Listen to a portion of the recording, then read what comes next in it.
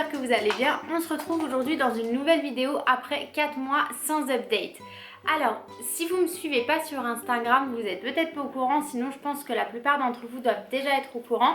Et d'ailleurs, je vous conseille principalement de me suivre sur Instagram puisqu'en fait c'est là où je poste le plus souvent, enfin tous les jours en fait, alors que YouTube, comme ça me demande quand même d'installer le trépied, etc., j'avoue que j'ai parfois un peu de mal à trouver le temps. Donc comme vous l'aurez vu dans le titre, je suis de nouveau enceinte. Nous attendons donc enfin notre deuxième bébé et on est super heureux bien évidemment. Donc cette vidéo n'est pas là pour... Ouh, attention mon cœur.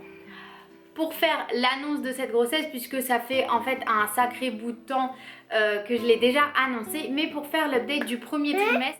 Donc ça fait un petit bout de temps que je voulais filmer cette vidéo, mais j'arrête pas de repousser, ce qui fait qu'on est déjà en fait bien avancé dans mon second trimestre, même si ça sera plutôt l'update du premier trimestre. Mais pour le coup, l'update du second trimestre devrait arriver dans pas trop longtemps.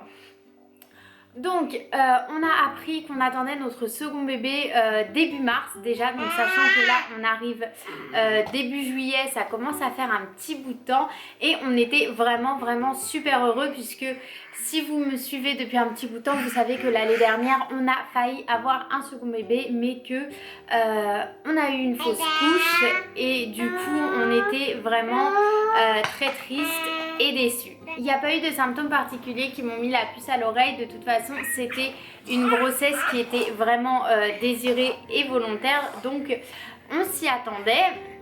Donc, tout comme pour mon premier trimestre avec Madeline, je me suis retrouvée à être vraiment très fatiguée. C'est vraiment un symptôme qui est marqué chez moi. Mais cependant, je ne sais pas si c'est parce que du coup j'ai été forcée d'être plus active puisque il est dit souvent que le fait d'être active fait qu'on est moins fatigué. Mais je l'étais quand même moins qu'avec Madeline quand j'étais enceinte de Madeline. Où vraiment, quand j'attendais Madeline, j'allais travailler le matin et je dormais toute l'après-midi, je me levais pour manger et je retournais me coucher. Là, c'était quand même moins marqué que ça. Par contre, j'ai eu un symptôme que je n'avais pas eu du tout pendant ma première grossesse avec Madeline, c'est-à-dire des nausées. T'es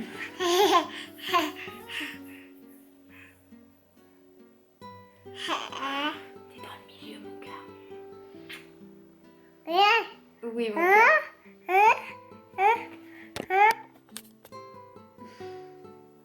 C'est-à-dire des nausées, mais par contre, je vais pas quand même me plaindre puisqu'en fait ça n'a duré que 2 semaines. Par contre, c'était 2 semaines où c'était vraiment très intensif et pour le coup, pendant ces 2 semaines, j'ai quasiment rien mangé puisque vraiment je faisais que vomir, c'était très difficile pour moi et j'ai perdu quand même 4 kilos. Donc je vous avoue que j'étais vraiment contente quand ça s'est arrêté.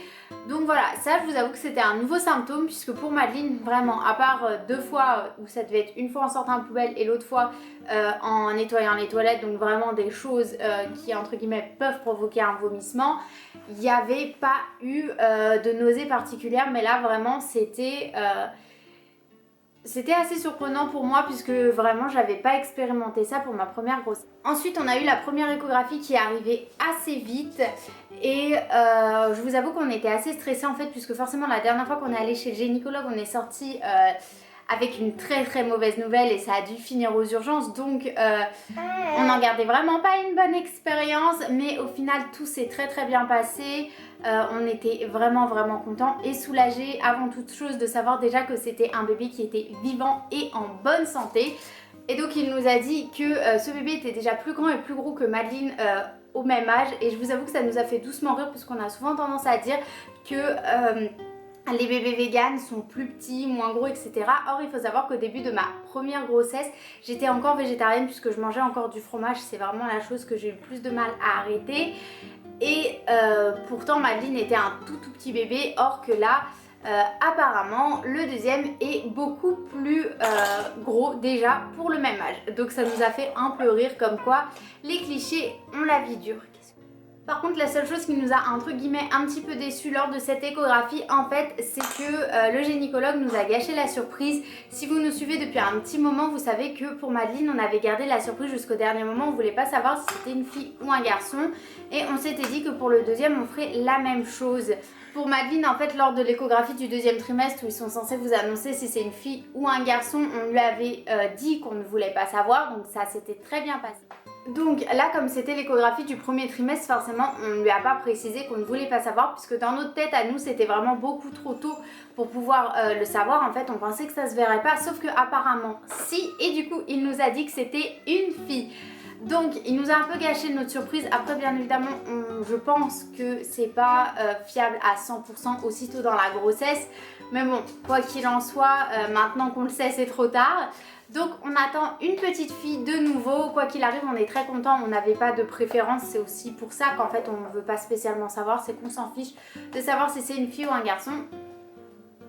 On s'était rendu compte d'ailleurs pendant la première grossesse qu'en fait c'est une information qui intéresse beaucoup plus la famille que nous, mais on est quand même très content que ce soit une fille. Le seul petit avantage entre guillemets si je peux dire, c'est que au moins on va pouvoir se focaliser seulement sur un type de prénom, puisque pour Madeline on s'était mis d'accord sur un prénom seulement quand j'étais déjà à plus de 8 mois de grossesse. Et il faut savoir que jusqu'au jour de l'accouchement on n'avait pas de prénom de garçon, donc encore heureux que c'était une fille parce que sinon on aurait dû trouver dans la précipitation. À l'heure actuelle on est à 4 mois et on n'est pas encore d'accord sur un prénom, donc je pense que ça va encore nous prendre un petit bout de temps. Alors là tout de suite je suis déjà dans ma 20e semaine, donc en fait je suis tout pile à la moitié de la grossesse, puisqu'une grossesse dure environ 40 semaines et tout va très bien. En général au deuxième trimestre j'ai pas de soucis particuliers, sachant que le premier trimestre est censé être le plus difficile et que j'ai quand même pas énormément de symptômes. La seule chose c'est que j'ai remarqué que je commençais un peu à perdre mes cheveux et aussi que j'avais les ongles qui se dédoublaient, enfin particulièrement j'ai remarqué sur un, et c'est probablement dû à une carence en minéraux en fait, sachant que je sors quand même d'une autre grossesse, plus d'une fausse couche, et c'est assez éprouvant pour le corps. Du coup ce que je fais c'est que je me complémente en zinc, qui est un minéral très utile pour tout ce qui va être peau, ongles, cheveux, vitamine A, synthétisation de la protéine, etc. Donc c'est la seule chose entre guillemets que j'ai remarqué, mais en soi c'est rien de très très grave. À savoir si une vidéo sur les compléments que je prends, enceinte ou pas enceinte d'ailleurs, puisque j'en prends on va dire au quotidien, si ça vous intéresse je peux faire une vidéo sur le sujet.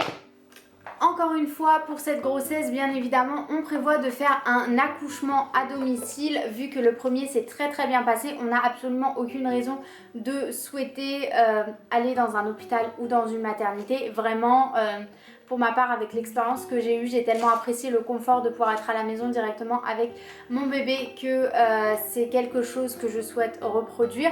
On prendra la même sage-femme puisqu'il n'y avait vraiment eu aucun souci et tout s'était très bien passé, donc pas de raison particulière d'en changer.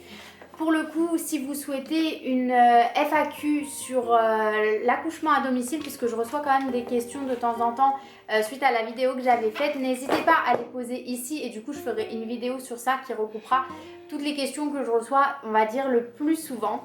Donc je vais quand même vous montrer mon ventre, même si pour le coup c'est pas du tout le ventre de premier trimestre puisque je suis déjà bien avancée dans mon second trimestre.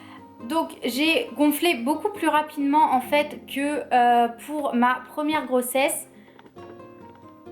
En soi c'est normal puisque forcément mon corps a gardé la mémoire de ma grossesse qui était il y a juste à peine 1 an de ça.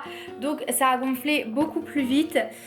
Après en soi j'ai pas tant grossi que ça. Au total je suis à 2 kilos que j'ai pris pour le moment. Donc voilà, je pense que j'ai fait le tour d'à peu près toutes les informations que je voulais partager avec vous. Pour le coup, on devrait se retrouver bientôt pour la vidéo du deuxième trimestre puisque l'échographie... Ça va mon chat? Puisque l'échographie du deuxième trimestre est dans 2 semaines, donc ça va arriver très très vite.